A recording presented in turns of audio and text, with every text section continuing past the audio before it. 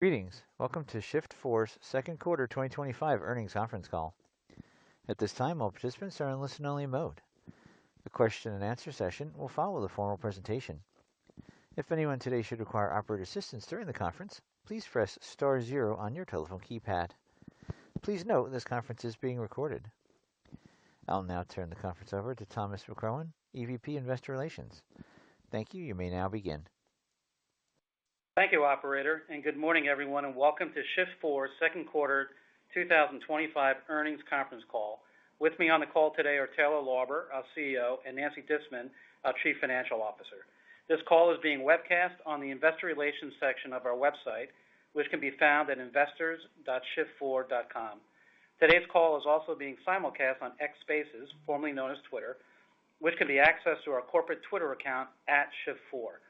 Our quarterly shareholder letter, quarterly financial results, and other materials related to our quarterly results have all been posted to our IR website. Our call and earnings materials today include forward-looking statements. These statements are not guarantees of future performance, and our actual results could differ materially as a result of certain risks, uncertainties, and many important factors. Additional information concerning those factors is available in our most recent reports on Forms 10-K and 10-Q, which you can find on the SEC's website and the Investor Relations section of our corporate website. For any non-GAAP financial information discussed on this call, the related GAAP measures and reconciliations are available in today's quarterly shareholder letter. With that, let me turn the call over to Taylor. Good morning, everyone. Thanks for joining the call. While I will hit our strong Q2 financial performance in a minute, these past few months are illustrative of so much more than that. The Shift4 team has accomplished more since our last earnings call than we have in entire years prior. More importantly, they've done it well and without compromising the day-to-day. I'm truly humbled to get to call myself their colleague. Just to name a few of our accomplishments and wins this quarter, we successfully diversified our capital structure with a $3.3 billion capital raise in May, which provided both the funding for Global Blue and also retired nearer-term debt maturities. We are beginning to hit our stride in several European markets where we can now sell a broad suite of products, be that restaurants, hotels, sports and entertainment, unified commerce, etc. We streamlined our onboarding systems, allowing us to board over 1,000 new merchants per month in Europe alone. And again, this is just the beginning. We signed a pending acquisition of SmartPay, which essentially lets us capitalize on our leading products in restaurants, hotels, sports and entertainment by adding an incredible distribution network. Those who have followed previous acquisitions like Vectron know this playbook well. In Canada, we continue to expand our presence and win in the verticals we serve best. We are powering payments at the Canadian Tennis Open, which is currently underway in Toronto. Jared moved into the role of executive chairman and myself the CEO. This allows us to continue to execute on our mission with the benefit of our founder and largest shareholder remaining focused on the needle movers. Make no mistake, this is a loss for our country and for humanity more broadly, but a win for Shift4. The Global Blue acquisition closed in early July, and we welcomed Ant International and Tencent as strategic shareholders. They each own a little less than 1% of our equity, but collaborate with our teams regularly on product capabilities in order to make payment complexity for our merchants and their consumers easier. All of this and much more was accomplished without taking our eye off the ball. Our financial results were in line with our expectations and marked by quarterly records across several of our KPIs. Some financial highlights for the quarter include 25% year-over-year growth in payment volumes to 50 billion. This is our first quarter generating over 50 billion in payment volumes. 29% year-over-year growth in gross revenue less network fees to 413 million. 26% year-over-year growth in adjusted EBITDA to 205 million. And 49.6% adjusted EBITDA margins. 37% year-over-year growth in subscription and other revenues to 97.7 million, also a Q2 record, and blended spreads of 62.6 basis points versus 61.5 in Q2 of 24, ahead of our full year guidance. How is all this possible? Our algorithm is much simpler than I think many understand. We believe we are still very early in the convergence of payments and software, especially when it comes to international markets. We seek out technologies that will make us highly differentiated to merchants and give us an edge in large industry verticals. When we have an idea, we build, buy, or partner quickly with conviction and with an intense focus on capital efficiency. This playbook began well over 20 years ago, but has been refined constantly, and today we are number one in hotels, number one in sports and entertainment, and number two in restaurants. For emphasis, we recently won the Corner Collection of Hotels, the Golden Gate Hotel and Casino, Blackcomb Springs, Camelback, Capital Vacations, Ponte Vedra Beach Resorts, and many more. We had a record quarter of SkyTab systems installed in restaurants, supported in small part by the European success that I mentioned earlier. We are well on track to meeting our goal of 45,000 SkyTab systems installed globally in 2025. SkyTab continues to deliver for our customers in some of the most intense environments, including a futuristic diner and EV charging destination that recently opened in LA. Our sports and entertainment business continues to put points on the board, adding food and beverage payments to the Cleveland Cavaliers in addition to ticketing. University of Kentucky, University of Arizona, the Glastonbury Festival, the Detroit Lions, and many more entertainment venues recently joined Shift4. Perhaps most exciting of all, SkyTab Venue is coming to Madison Square Garden, home of the New York Knicks and Rangers, as well as Radio City Music Hall and the Beacon Theater, a whole suite of New York institutions. We also quietly invest in capabilities for marquee customers that we think will have relevance in the future and set us up better to win. BYD is an example of a new partner that is introducing our services to its dealerships in Latin America. Those of you at our Investor Day will recall us previewing some of these new and emerging capabilities back then. With the acquisition of Global Blue, we will accelerate our geographic expansion and dominance in these verticals. We will also gain scarce market-leading products in an entirely new vertical, which is luxury retail. I want to officially welcome the over 2,000 Global Blue colleagues located around the world to the Shift4 team. I could not be more excited about this acquisition and the long-term implications for the combined company.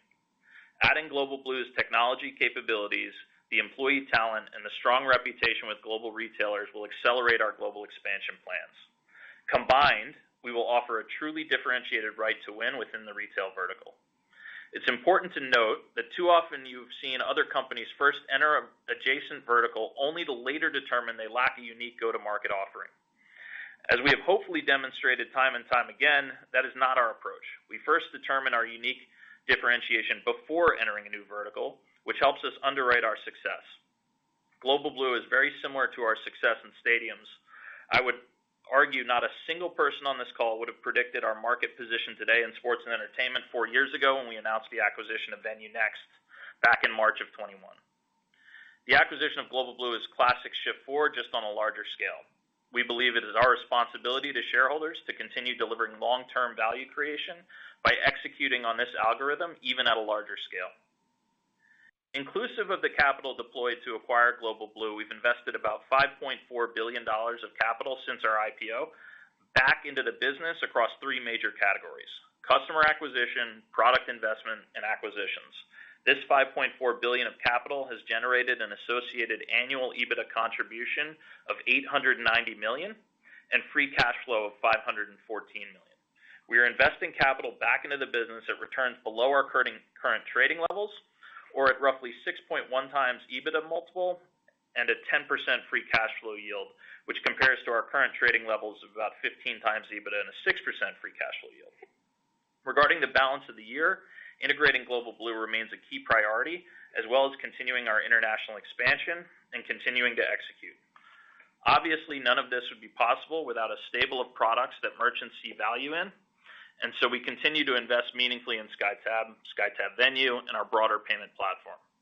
We now have over 1,200 integrations, up from about 350 just 5 years ago, with European capabilities being a particular area of focus. Of note, I have already personally entertained productive conversations with a number of key Global Blue customers, both at the executive level and in physical stores. The early feedback from these conversations has only served to reinforce my conviction that this combination has created something unique in the fintech industry. Having witnessed our success in other verticals, it's hard to temper my enthusiasm for this new journey we're on. Since hosting our Analyst Day back in February, it's also worth reminding everyone that we are now tracking towards the most likely medium-term guidance scenario. As you recall, we provided 3 guidance scenarios at our Analyst Day: sit on our hands, The combination of Global Blue and with that most likely scenario calling for 30% plus gross revenue less network fee growth and 30% EBITDA growth, all with the ultimate goal of exiting at a run rate $1 billion in free cash flow. With the acquisition of Global Blue now behind us and the recent tuck-in acquisition in Australia and New Zealand, we are clearly tracking to deliver on the most likely objectives established this past February. Before turning the call over to Nancy, I wanted to quickly provide an update on the May capital raise, given the number of 8Ks we issued was likely very difficult to keep up with. In short, the roughly $3.3 billion of capital raised in May was intentionally diversified across a combination of fixed and floating rate instruments, including our first euro-denominated debt offering, to align with our growing European presence, and included preferred equity in the form of a $1 billion mandatory convertible instrument. On the mandatory converts, we issued 10 million shares of mandatory convertible notes at $100 a share. In essence, holders will receive approximately 10 million shares of Class A when the notes mature in May of 2028, and because they settle in shares, these notes are treated as equity and not as debt. We also hold cash on hand for our December maturity and have already paid off our 2026 maturity, giving us lots of flexibility for the years ahead. We expect net leverage at year-end to be approximately 3.5 times. Nancy will review some of the modeling-related impacts to consider, such as quarterly interest expense and what share count to use for the purposes of calculated non-GAAP adjusted EPS in her remarks shortly. With that, I'll turn the call over to Nancy. Thank you, Taylor. We delivered another quarter of consistent and solid results in line with our expectations, setting new second quarter records across several of our key performance indicators. Volume grew 25% year over year to $50 billion. Gross revenue less network fees grew 29% to $413 million, and adjusted EBITDA grew 26% to $205 million. Our Q2 adjusted EBITDA margins were 50%. Excluding the drag from recent acquisitions, adjusted EBITDA margins would have been 53%. We expect to benefit from higher levels of operating leverage as the year progresses, and we add incremental payment volumes from cross-selling and working through our existing backlog.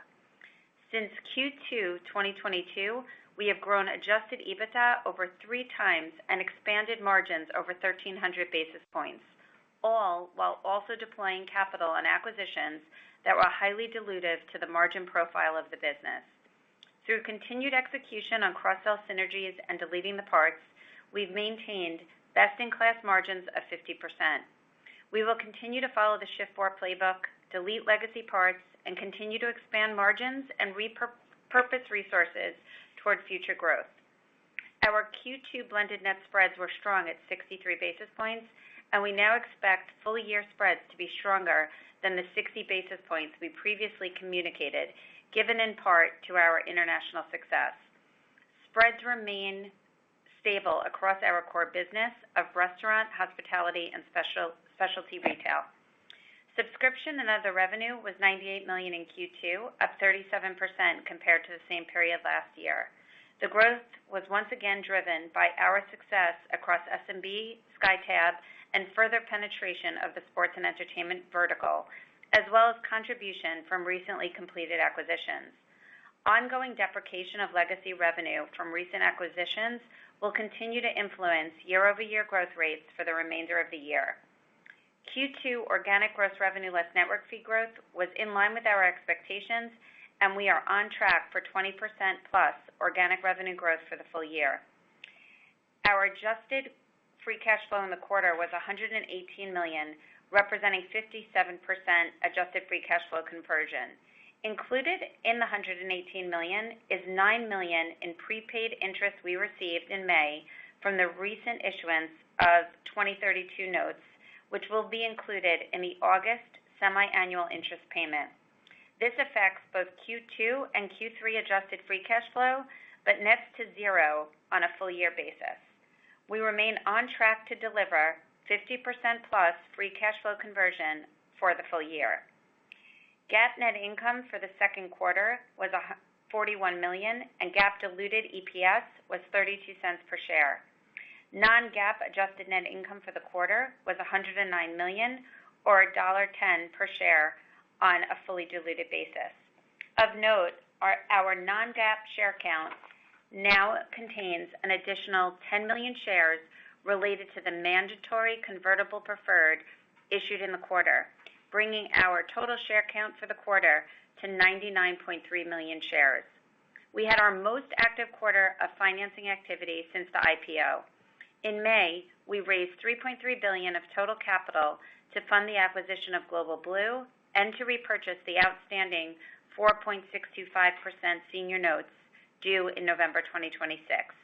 The $3.3 billion raise consisted of the following: $1.3 billion of senior notes, which was a combination of USD and Euro denominated notes, $1 billion of mandatory convertible preferred stock, and $1 billion of floating rate term loan B, which closed on July 3rd in conjunction with the Global Blue transaction. For adjusted free cash flow modeling purposes, you should now expect approximately $75 million of cash interest payments on debt in Q1 and Q3, and $40 million in Q2 and in Q4. Additionally, we upsized the capacity of our revolving credit facility from $450 million to $550 million. During the second quarter, we opportunistically repurchased $85 million of common stock at an average of $74 per share. And as a reminder, the 2025 converts principal will be redeemed in Q4 with $690 million of cash on hand, with any premium to be settled with common stock. We are well positioned to fuel our future growth, and as previously discussed at our Investor Day, we expect net leverage at year-end to be less than 3.5 times. As indicated by our recent capital raise, which, as Taylor mentioned, was diversified across a combination of debt and equity instruments, we continue to prioritize maintaining low leverage to ensure financial stability and flexibility. At the same time, we remain opportunistic in pursuing strategic M&A that aligns with our growth objectives and delivers long-term value. Now turning to guidance. We are updating 2025 financial guidance to include the contributions from Global Blue and introducing Q3 guidance. I want to step through the highlights of the guidance bridge as it pertains to our outlook for the rest of the year. First, we continue to expect organic gross revenue less network fees for the full year to grow north of 20%. We are modestly raising our gross revenue less network fee guidance by $5 million to a range of $1.665 billion to $1.735 billion, representing 23% to 28% growth before considering the impact of Global Blue. On a standalone basis, we expect Global Blue's revenue in the back half of the year to be $334 million, with adjusted EBITDA of $137 million. When translating these results to GAAP and Shift4's presentation of gross revenue less network fees, we expect Global Blue's contribution for the remainder of the year will be $300 million of gross revenue less network fees and $125 million of adjusted EBITDA. As a reminder, the revenue synergies we have previously highlighted will have no impact in 2025. You can refer to page 18 of our shareholder letter for a complete bridge of Global Blue's expected contribution to Shift4. The resulting full-year consolidated guidance is a raise of gross revenue less network fees to a range of $1.965 and $2.035 billion, representing 45% to 50% growth, and a raise of adjusted EBITDA to a range of $965 million and $990 million, representing 42% to 46% growth. For third quarter, we expect gross revenue less network fees of approximately $590 million and adjusted EBITDA of approximately $290 million. We expect the contribution from Global Blue to be split about 50-50 between Q3 and Q4. And finally, for clarity, this guidance does not include the impact of our previously announced acquisition of SmartPay. Before I hand the call back to Taylor, I appreciate the opportunity to share a few brief remarks. It is with careful consideration that I made the difficult decision to retire from my role as CFO. It has been an extraordinary privilege to work alongside the Shift4 team during a remarkable period of growth and global expansion. To ensure a seamless transition to Chris, I will continue to serve as a strategic advisor through the end of the year. I'm also looking forward to rejoining the board of directors, where I will remain fully committed to supporting Shift4's long-term strategy, execution, and value creation for our shareholders. With that, let me now turn the call back to Taylor. Thank you, Nancy. It's been amazing to work alongside of you. The team and I really appreciate your efforts these last few years and are excited to have you back on the board. Chris Cruz has joined us here on the call to have a chance to say hello, although many of you listening have already met him. Lastly, and I'm sorry to end on a somber note, but I simply couldn't neglect to acknowledge the pain my former colleagues at Blackstone and everyone at 345 Park Avenue are dealing with. The completely senseless nature of what happened is something I'm still coming to grips with. All I can say is that it should serve as a reminder to cherish time with your loved ones and work harder to make this world better. Thank you. Thank you. We'll now be conducting a question and answer session. Yes, if you'd like to ask a question at this time, please press star 1 from your telephone keypad, and a confirmation tone will indicate your line is in the question queue. You may press star 2 if you'd like to remove your question from the queue. For participants using speaker equipment, it may be necessary to pick up your handset before pressing the star keys. Our first question comes from the line of Timothy Chiodo with UBS. Please proceed with your questions. Great. Thank you for taking the question. I want to hit on two, if you don't mind. The first one is around international and Australia, and the second one, if you don't mind, I'll follow up. It's around the 200 to 220 billion in end-to-end volume guide. On the first one, so international, you've mentioned roughly 3,000 or more, 3,000 plus SkyTab installs internationally per quarter, and you made the acquisition of SmartPay to further enter the Australian market. That market has been of investor interest. It looks like Toast is also entering into Australia. Maybe you just talk a little bit about the SmartPay acquisition and the Australia market and what is attractive about that has both you and Toast entering it roughly at the same time. And then we'll come back on the end-to-end volumes if you don't mind. Yeah, sure. Thanks, Tim. It's a great question. I would say it starts with a market that for a company like us, really any American company, is relatively easy to enter compared to some of the other more complex geographies, meaning language barriers are zero, fiscalization of product is much more minimal than some of the more complicated countries in Europe, for example. So a product like SkyTab is pretty compatible out of the gates in a place like Australia.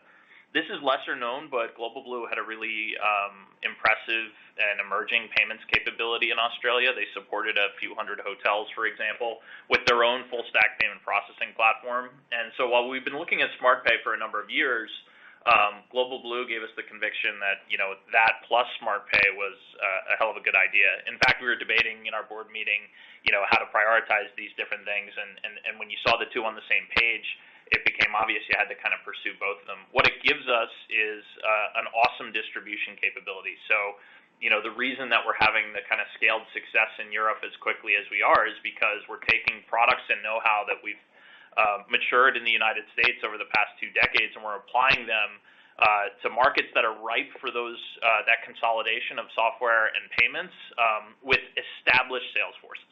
And so at the end of the day, we believe SmartPay, will give us that established sales force, and we'll bring the products and capabilities to bear. Excellent. Thank you, Taylor. That's really helpful. The item around the modeling, or the 200 to 220 billion in end-to-end volume, I was hoping you could put some context around if any of the assumptions around implementation of the backlog might have changed at all, implied in that 200 to 220. And the other item being, we know that there was a small amount of acquiring volume that came over from Global Blue, and to what extent that volume is included in the 200 to 220 billion for the full year, and then obviously specifically in the second half. Hey, good morning, Tim. I'll jump in a little, and Taylor could always supplement. As you said, they had a small acquiring business, which we have included. It's well sub 2 billion from that perspective. So think about that as in relation to our overall guide.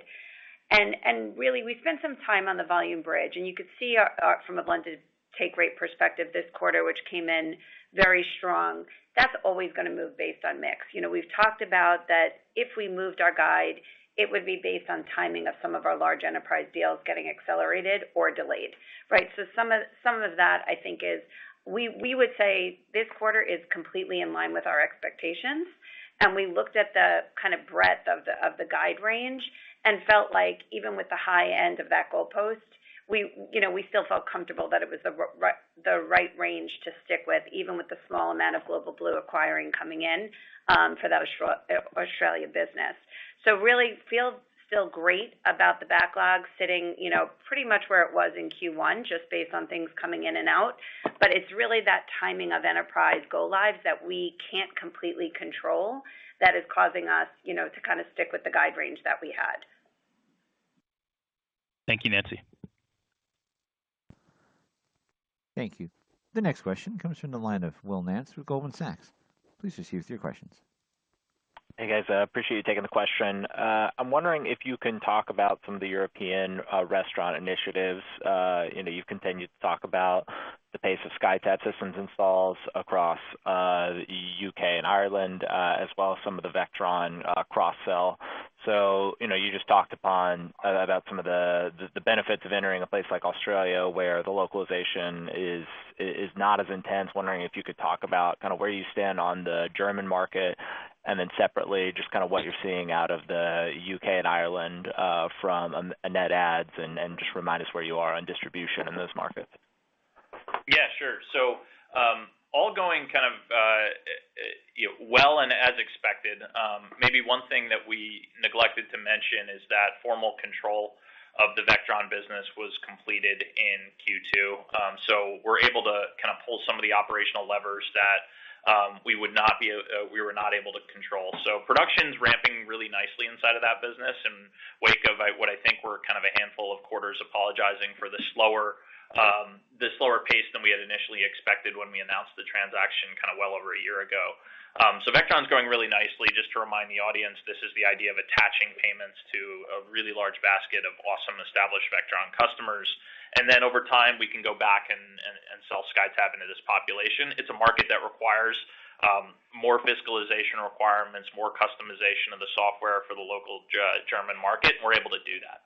Vectron also has a sales force that kind of extends beyond just Germany, so that sales force is ramping up as well, introducing our payments product to their established customers and any new customers they come across. That's all going great, and I'm really thrilled that the acquisition well over a year in the making has kind of largely come to fruition at this point in time. Learned a ton through that process. In the UK and Ireland, it is a similar story, which is we have a large established group of salespeople now introducing the SkyTab product across a variety of merchants, and it's going incredibly well. The one thing I would say to kind of moderate, expectations is that generally speaking, these European businesses are a little smaller, although we are seeing spreads that are better than we originally modeled because merchants are embracing this kind of software integrated product en masse. So the markets are contributing really nicely. We actually struggled early on to get our boarding capabilities ready to deal with the onslaught, but we are there now, and we're boarding kind of, as I mentioned, well over 1,000 merchants a month across the market. Awesome. No, that's great. And then you hit a little bit on some of the spreads outperforming in European markets. Is that the primary reason why you're sounding a bit more constructive on spreads, and just any other puts and takes across the business that are worth calling out as you think about pricing dynamics? Yeah, sure. So I think it's important to think about the evolution of our business, which is that at the time of our IPO, we had this really, really large gateway cross-sell opportunity, and every gateway customer was kind of meaningfully larger than the average customer in our book, and we were also adding capabilities like stadiums, enterprise, et cetera. What that meant was higher volume per merchant kind of every single month, and a moderation in spreads down to kind of the 60 basis point level, which if you go back to the early calls, that's about where we predicted it would land. As you start to expand internationally, you're boarding, the same number of merchants you are globally, but you're also adding on merchants internationally that are a little bit smaller than that average cohort. So this is where volume moderates on a per merchant basis a little bit, But we underwrite every one of these transactions we do incredibly conservatively, and I think that's showing itself in the spreads we're seeing from international customers, meaning they are willing to embrace a higher cost product if you're delivering all this value of software plus payments plus hardware all tightly integrated together. So I think over time, this kind of volume per merchant will continue to evolve as we expand into new markets. But the spreads embedded in a software plus payments product are strong. They've historically been very strong in the United States, and as we teach kind of the rest of the world the benefits you get from all this integration, I think they're willing to pay a little more than a traditional bank terminal. Great. Thanks for taking the questions, guys. And congrats, Nancy. Been great working with you. Thank you. Our next questions are from the line of Dominic Ball with Rothschild & Company. Please proceed with your questions.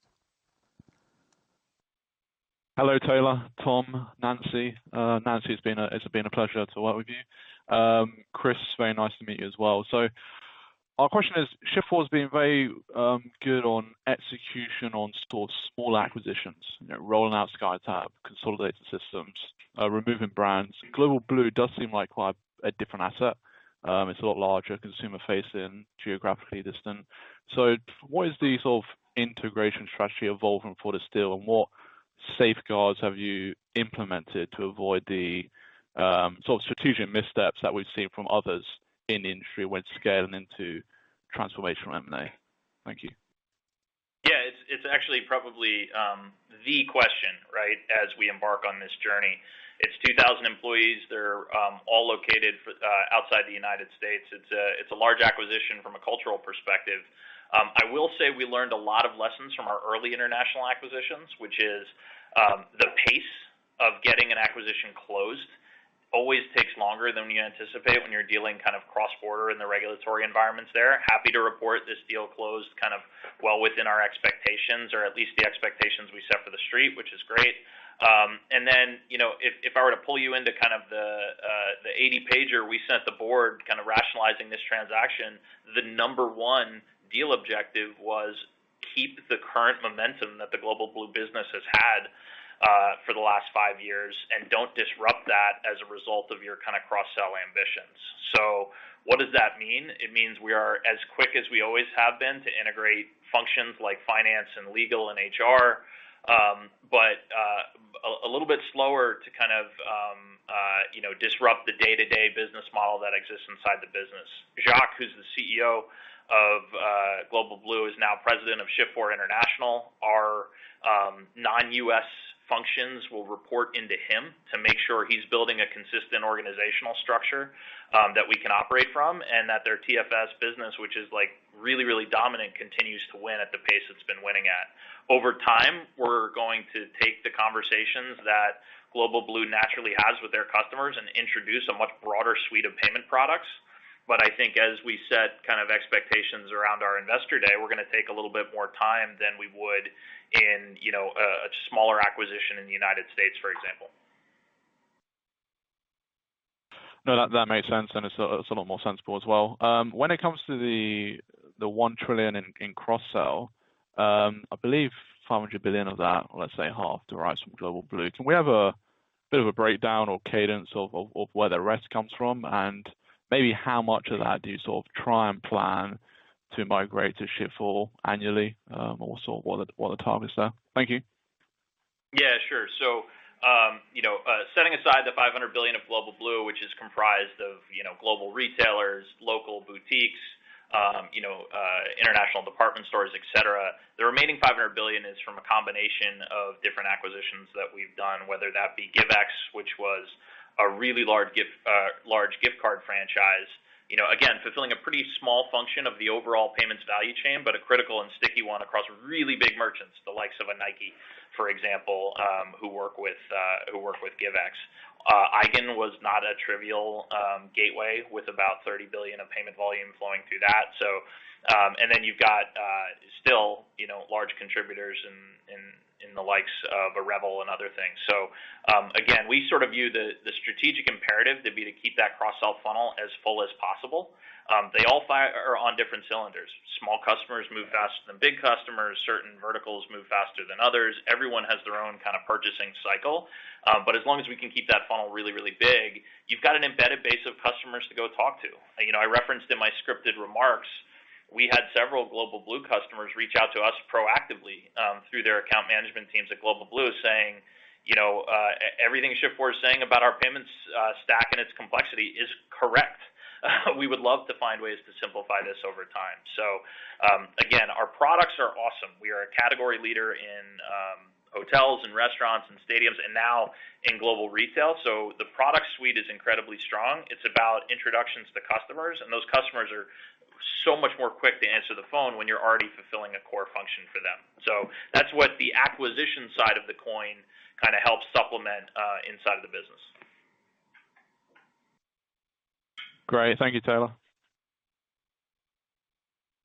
Our next questions are from the line of Darrin Peller with Wolfe Research. Please proceed with your questions. Hey, guys. Nancy, all the best with and congrats on the announcement. And Chris, congrats as well. Guys, I just want to touch base on the underlying trends in the business and maybe help us understand what you're seeing macro and consumer standpoint and the underlying sub-segments, and then even looking now into July and August, a little more color on that. And then maybe as a sort of attached to that is what assumptions on the consumer and the underlying, I know same-store sales is only a minor contribution to your underlying growth, but just help us understand what you're embedding in the organic outlook of the business. Put Global Blue aside for a moment. Yeah, sure. I'll talk about the consumer for a little bit, and then I'll pass it over to Nancy. I think, the trends are largely as we've seen for a long time now, and I mean like longer than a year, which is, there's pressure undoubtedly, but it's very modest inside the restaurant vertical itself. I say this because restaurants have come off of really awesome years in the recovery of COVID and a modest single-digit same-store sales compression. I think we anticipated and quite frankly anticipated a year before it actually occurred. So that's been a steady trend, no real meaningful difference from what we would have talked about in other earnings calls. It becomes more moderated as we look around the world because that trend does not exist everywhere, which is encouraging. Hotels are kind of flat, which again, these are off of pretty awesome travel years. And I think if your Instagram feed looks anything like mine, everyone seems to be traveling to Europe these days, which is encouraging for both our hotel business and for the Global Blue business. So I would say consumer trends seem pretty stable. Our base of retail is grown quite a bit with the inclusion of Global Blue, so we'll start to get more insights into that over time, but nothing really surprising. Nancy, anything you want to add in? Pretty much I will sound more like a repeat, but just signs of overall stable consumer spending trends largely in line with what we saw exiting Q2 2024, and in Q1. I would say really since mid last year, we've seen it fairly stable. I know we've given out before kind of a flat to -2 on restaurants and a range on hotels of maybe a -2 to a +2. And I feel like we're still within that corridor. So really not much changing. And, I think we always comment that we're pretty resilient during uncertain times, but these really we haven't seen that uncertainty. Like we've kind of planned for that range of expectations, and that's what we're still seeing in the current market conditions. Okay. That's great to hear. Thanks. Just one quick follow-up would be on, I know Global Blue, the question was somewhat asked, but I'm really trying to understand a little bit more of, we understand the opportunity for merchants to utilize Global Blue under your ability to help them realize that consumers are, for example, in need of a VAT tax reimbursement, something that I don't think they could do better. So the opportunity to cross-sell seems pretty material from our perspective. I'm just curious what kind of awareness campaigns you anticipate getting out to the market. What kind of time frame do you anticipate the merchant base understanding these opportunities and cross-sell taking hold? Yeah, it's a great question, and it's really important. I think whether it's kind of the acquisition of Shift4 from many years ago, all the way through to now, we've learned a ton of lessons in this regard. There's a few what I would call laws of physics in this strategy. The first is small merchants move a heck of a lot faster than large merchants. That's not just the complexity of the integration. It's that when you have like an owner-operator single decision maker, that's a same-day decision and like a same-week implementation versus an enterprise which is deciding over quarters and implementing over years. So we kind of applied that methodology to our conversion strategy. Now, that's a fine thing because you generally earn higher spreads on smaller merchants than you do on larger merchants. Like again, the merchant is still very valuable. So the first product we intend to introduce is kind of a single all-in-one terminal that makes the life of that merchant a lot easier. It's consolidating 5 or 6 things on their countertop in that watch boutique or that perfume store in Paris into a single solution that does a lot of what the enterprises have already figured out with that, which is it's identifying at the point of payment that the consumer is eligible for this, and it's walking the sales representative through what can be a convoluted process in certain geographies. That's why when you go into the likes of a Louis Vuitton in Paris, it is an incredibly seamless experience, and where you go into another store and they might not even be aware that you're eligible for this and prompt you for it.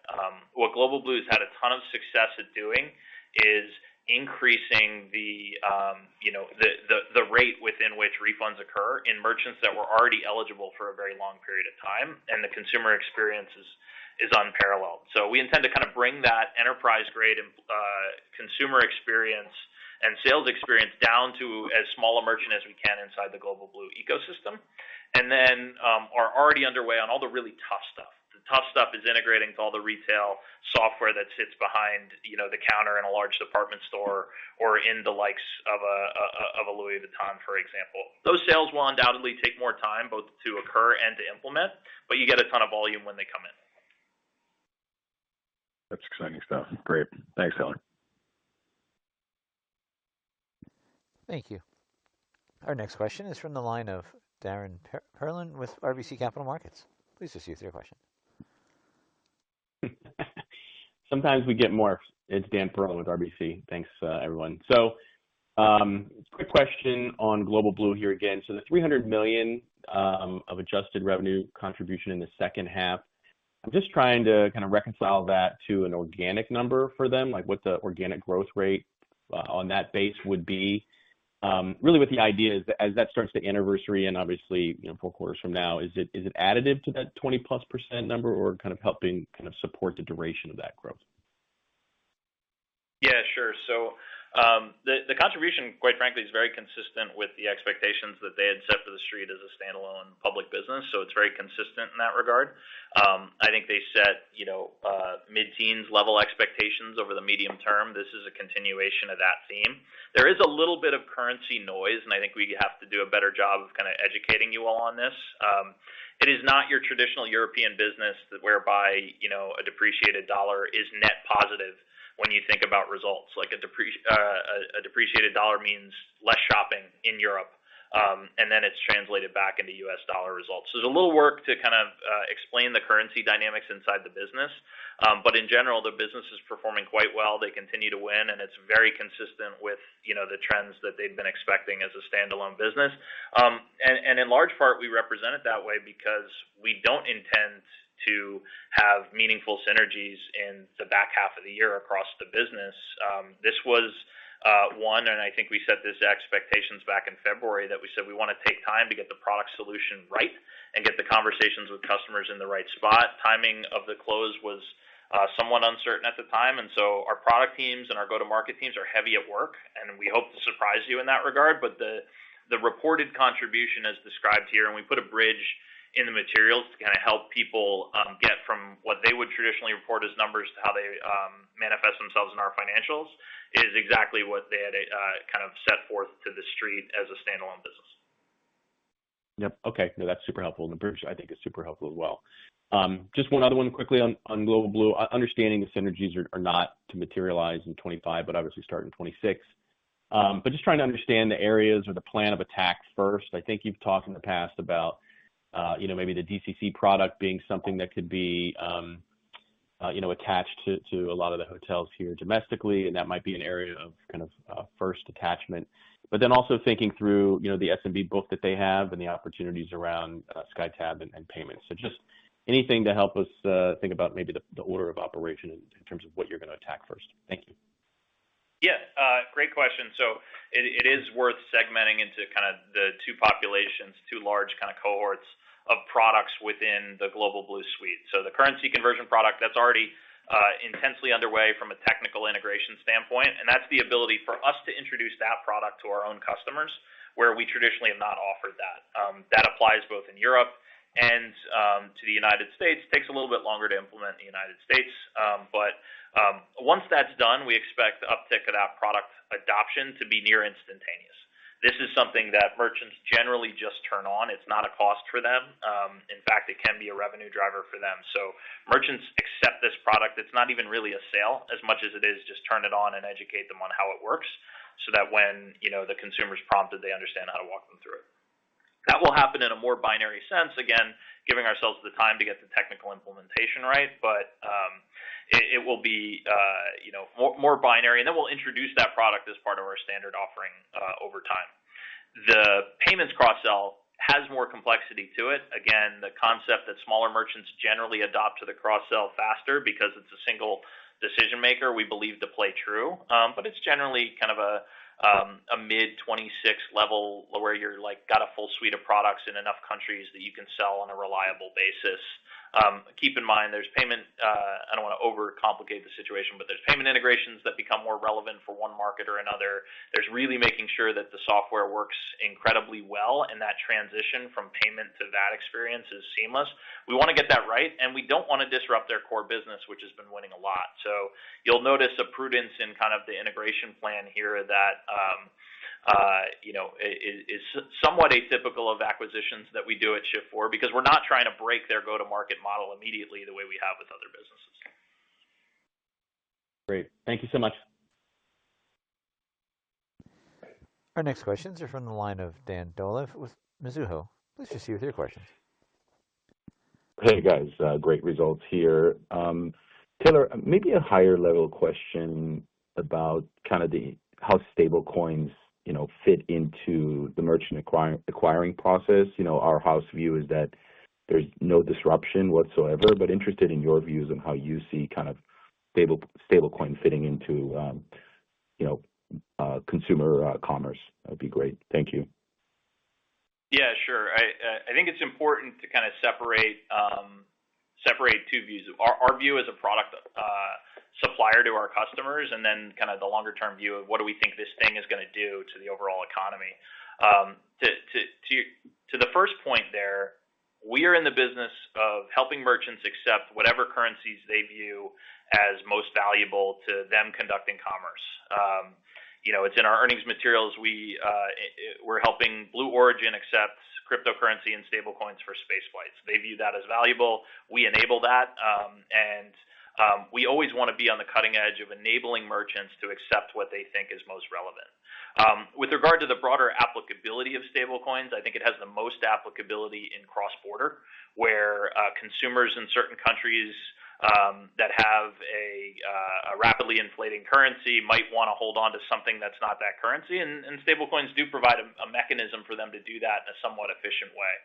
And to the extent they're holding on to that stuff, merchants obviously around the world would like to take that. So we're in the business of enabling it. I think in larger, more established markets like the United States, I think the value that the traditional card brands offer is almost always misunderstood. There's a heck of a lot of value you get as a user of the Visa network or the American Express network or the MasterCard network that is embedded in some of those costs that you pay. And consumers undoubtedly over time have reverted to those methodologies. A U.S. consumer using stablecoins in the United States doesn't get near the value from that transaction that they get in the form of fraud protection and chargeback insurance and rewards and all the other stuff that you get as a traditional card scheme member. So hopefully you get kind of the two sides of the brain there, which is I don't think it's going to disrupt the world in the United States. I think it's got some applicability in other markets. And I think adoption of those from those other markets will always be under kind of some level of regulatory scrutiny, which will slow progress. With that being said, if merchants see value in it and want to take it, we're going to enable them as quickly as possible, and I think we've done that. Yeah, we agree. Thank you so much, and congrats again. Great quarter. Our next questions are from the line of Sanjay Sakhrani with KBW. Please proceed with your questions.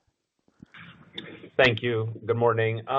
Taylor, it seems like you guys are making a lot of progress on multiple fronts, from what I heard from your prepared remarks. I guess when we think about some of the organic growth opportunities over the next year and a half, like where do you think you have the most potential for outperformance, and where are the biggest risks?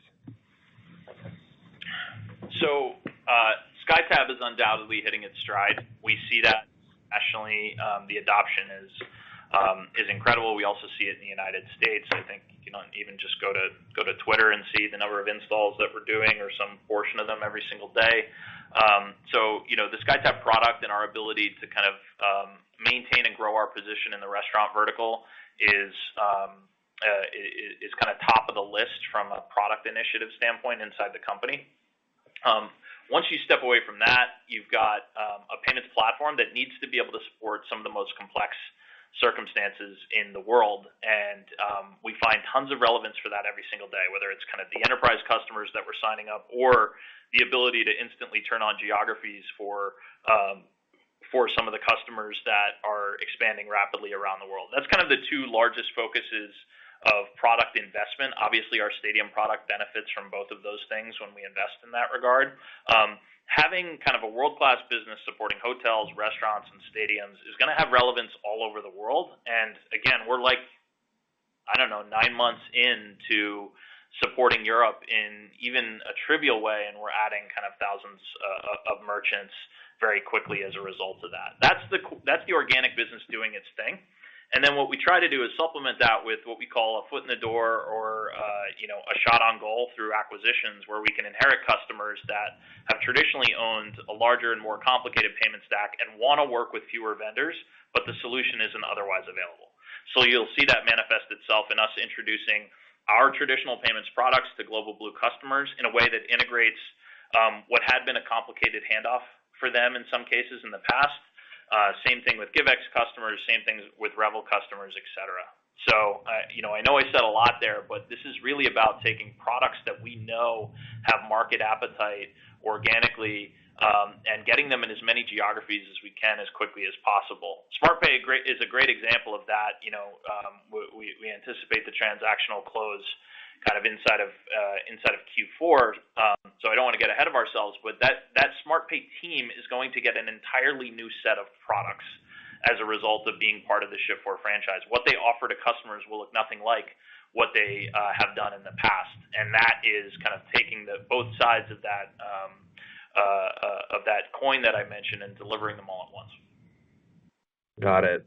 Thank you. And sorry, I meant to say congratulations to Nancy and Chris, but maybe just a question on sort of the outlook. And Taylor, you mentioned the most likely case seems in view now, and if you kind of do the math, it just seems like organic growth can get you there after this year. I'm just curious, if we think about the M&A pipeline and sort of what you would want to do over the next 2 years, should we expect that that's minimal because you're still integrating Global Blue? And then as we think about the organic growth potential of Global Blue, I think that was asked in many different ways. Is that is it equal, dilutive to sort of the core organic growth rate ex Global Blue? I'm just trying to think through the algorithm as we think about the most likely case occurring. Thanks. Yeah, sure. So Global Blue will continue to, and we tried to lay this out in our Investor Day materials. The organic contribution to the business without ever adding customers via M&A is quite strong, and that's what we think is something like mid-teens as we go out multiple years. So yes, we believe our ability to deliver our core products into new markets is quite strong, and our product positioning inside of these markets is very good. Global Blue adds on an entirely new market for us. So we try to represent that in a somewhat, I think, conservative way, which is that we kind of let investors choose their own adventure, which is Global Blue continues to execute as is, or they slow down and we introduce cross-sell. Either way, you can get to the same spot. I think neither of those is the likely scenario. I think they continue to execute and we introduce products, and I think they accelerate beyond what they've traditionally done and what we've laid out in the forecast. That's something that, I think when you add their capabilities and talent to our product suite, I think, you can get there reasonably easily. The whole point of the most likely scenario is we intend to reinvest our capital into ways to improve, whether it's our market positioning or our go-to-market pipeline. And I feel really strongly about this, and I know it's somewhat controversial. What the Vectron sales team gave us in Germany is a massive accelerant into that market versus going it alone. We believe the SmartPay team can do that for us, as just another example in Australia, and that's like 2 countries in a really, really big world. So we hope that through thoughtful capital allocation, we can accelerate the introduction of our products in these markets, and we intend to do that. And I would say after just a very, very short period of people thinking about Global Blue and Shift4 as a combined entity, and now in 50 more countries than we were before, that's manifesting itself. I mean, the number of opportunities we have to get established sales organizations and bring them in and empower them with product is enormous.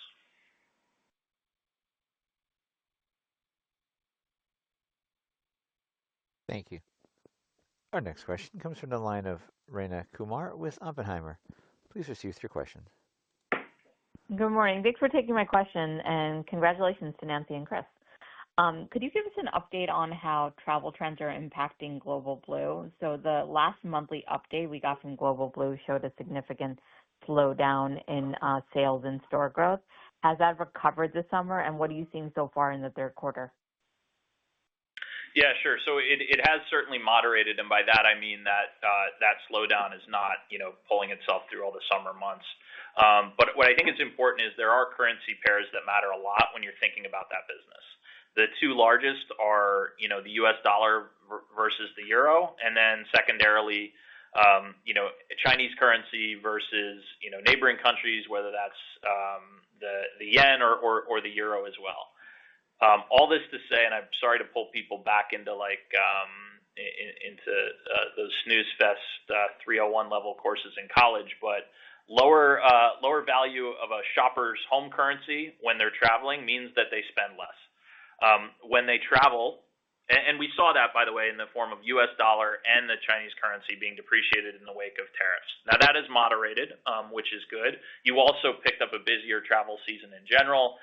And I think the fear of tariffs in the consumer is moderated as well as we started to see the whole saga play out. All that's encouraging. And then there's the very simple manifestation of their reported results, which are pretty euro denominated, being translated back into dollars, which we get a little bit of a tailwind with.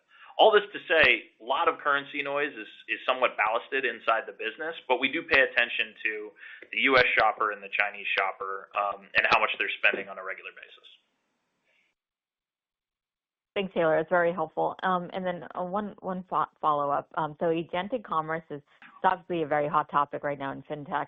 Given the use cases for travel bookings and hotels, are you actively investing in technology or partnerships to explore opportunities in agentic commerce? And can you talk about what you think are the implications for the industry? Yeah, sure.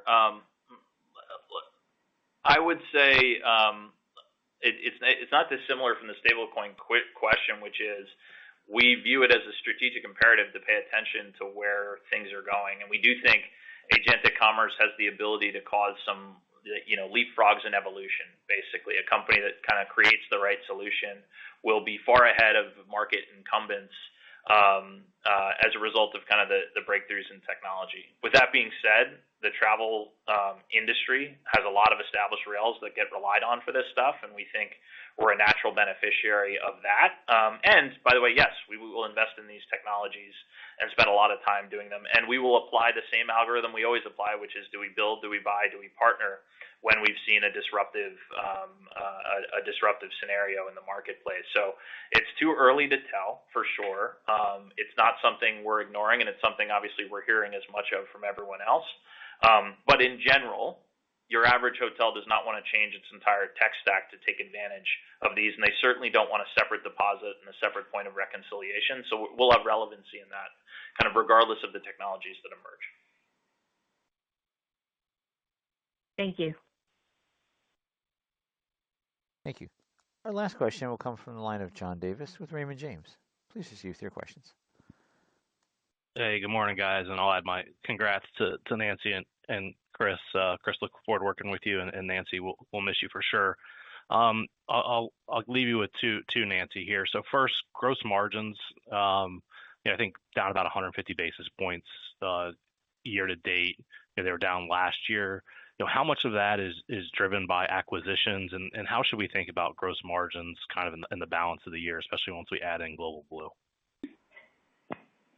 Yeah, so I from a trending perspective, you should expect them to look similar to how they look now, plus or minus. So I think using Q2 trends for remainder of the year will kind of work from a modeling perspective. And I would just say, I know consensus a lot of times has gross margin calculated differently than we look at it internally, because we take the EUL amortization against gross margin. And I would highlight that there will be some purchase accounting implications and amortization into that line from Global Blue as well. So I would just say if you consider those items and trend based on what we're seeing this quarter, that should get you close. Okay, thanks. And then as we head into 26, and I know you reiterated the 50% free cash flow conversion this year, but now the Global Blue's closed, maybe help us think about the puts and takes to free cash flow conversion, as we get to next year. I think you have higher cash taxes potentially. Just the puts and takes there would be helpful. Yeah, so a couple of things, but I would caveat this to say that when we come out for 26 guide, well, I won't be here. I will make sure Chris takes care of you guys this way, that we'll have to give you some more guidance on cash flow, because the free cash flow at Global Blue is very seasonal. So, what we'll see in the back half versus what we'll see the first 2 quarters next year, there definitely is some real seasonality trends in the way their cash moves. So I don't want to get ahead of it right now, but I would just placehold that and probably go back to their prior public marks to just take a look at their seasonality, and we'll think through how we'll guide that when we come back out for 2026. So, they're a great cash flow generator, but they have more lumpiness to theirs than we do. And of course, I will point you guys back to my prepared remarks on cash interest, just to make sure we pick that up from, the recent debt raise, and for sure in cash taxes, just, consistent with what we've guided, that those moving up slightly just from income generation, if nothing else. So I know there's a lot of pieces there, and we'll make sure Tom and Paloma are armed to take you guys through it. But absolutely, we'll be back on that for 26 guide. Okay. Thank you very much. Thank you. At this time, we've reached the end of our question and answer session. I'll hand the floor back to management for closing remarks. That's it. We got a long day of callbacks, so we look forward to speaking to you all then. And thanks very much for joining the call. This will conclude today's conference. You may disconnect your lines at this time. Thank you for your participation.